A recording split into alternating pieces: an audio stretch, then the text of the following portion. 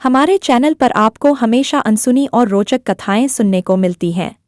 आइए आज सुनते हैं भारत के एक ऐसी वीरांगना के बारे में जिसने मोहम्मद गौरी को सिर्फ युद्ध में ही नहीं हराया बल्कि उस पर प्राणघाती हमला कर आजीवन नपुंसक बना दिया और इसी वजह से उसको कोई पुत्र भी न हुआ। खंडित भारत के प्रथम शिक्षा मंत्री ने गौरी की कहानी तो हमें पढ़ाई मगर इस वीरांगना की कथा क्यों छुपाई, यह सवाल तो बनता है। यह वीरांगना थी रानी नाइकी देवी।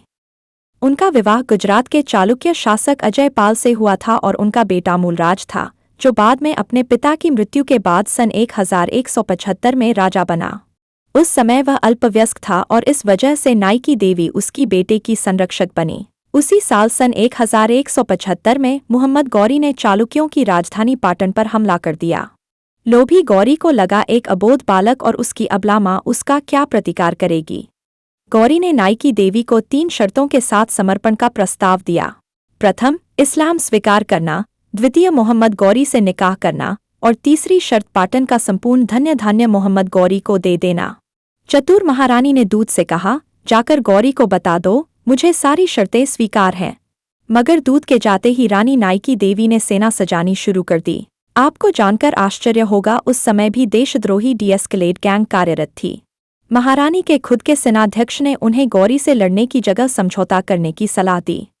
बहादुर रानी ने वही किया जो आपको आजकल के सनातन विरोधी नेताओं के साथ करना चाहिए। नाइकी देवी ने सेनाध्यक्ष को हटाकर सेना का कमान खुद संभाला। अपने अल्पवयस्क बालक को पीठ पर बांधकर जब रानी घोड़े पर सवार हो युद्ध के लिए निकल पड़ी तो सेना में भी अद्भुत शौर्य का संचालन हुआ। एक रात जब मोहम्मद गौरी की सेना आबू घाटी में सो रही थी, उसी वक्त रानी ने उस पर आक्रमण कर दिया और उसकी सेना को रात में सोते हुए काट डाला। वस्तुतः मोहम्मद गौरी को रानी ने निश्चिंत कर दिया था कि रानी तो शर्त मान गई है, इसीलिए उसे ऐसे आक्रमण का अंदाजा ही नहीं था।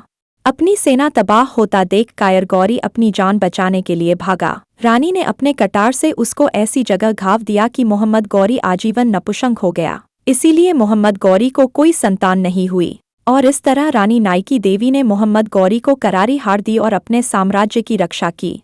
ऐसी वीरांगनाओं की कथाएं हर सनातनी घर में पहुंचनी चाहिए।